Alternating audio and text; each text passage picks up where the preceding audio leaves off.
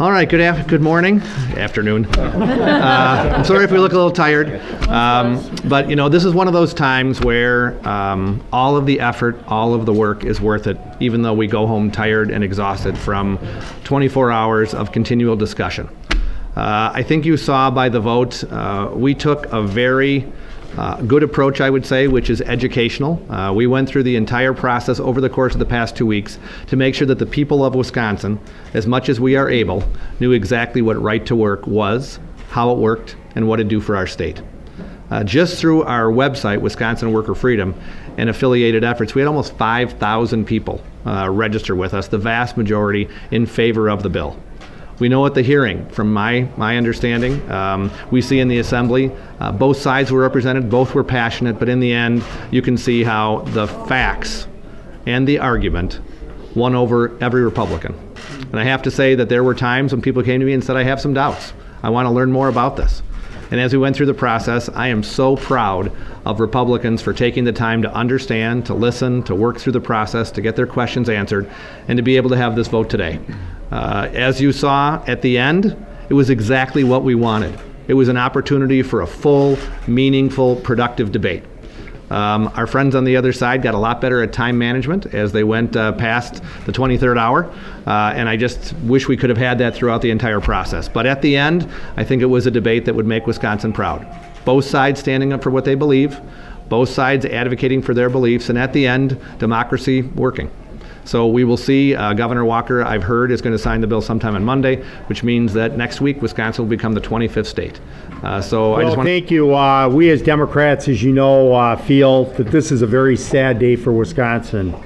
Ramming this bill through and undoing 70 years of labor peace in this state to interfere with the private contracts of workers and small businesses who pleaded with the Republicans not to do this is truly an abuse of power, especially in an extraordinary session, especially with clearing the galleries and not even allow people who came back in the afternoon to witness their house.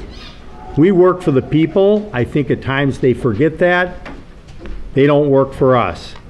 Democrats are very proud today to stand united with the middle class, with working people throughout this state, and with small businesses, so many of whom are the foundation of this great state.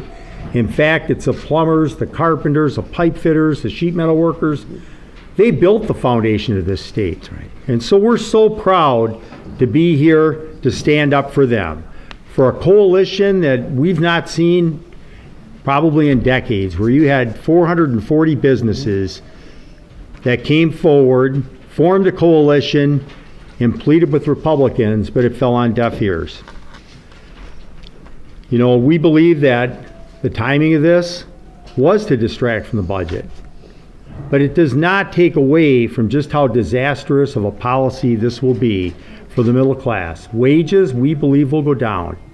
And it's unbelievable to us that a conservative principle, that is that you would sunset something, which my good colleague here, Corey Mason, put forward, if it's not working, if wages actually do go down, they all unitedly voted against that, because I think they know wages will go down, but they want to foist this on the small businesses and the working people of this state.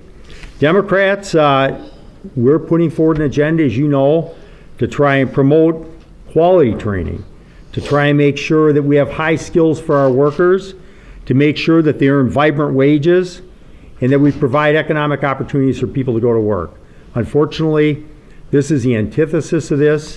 What we saw today is just one more example of right-wing fanaticism on steroids.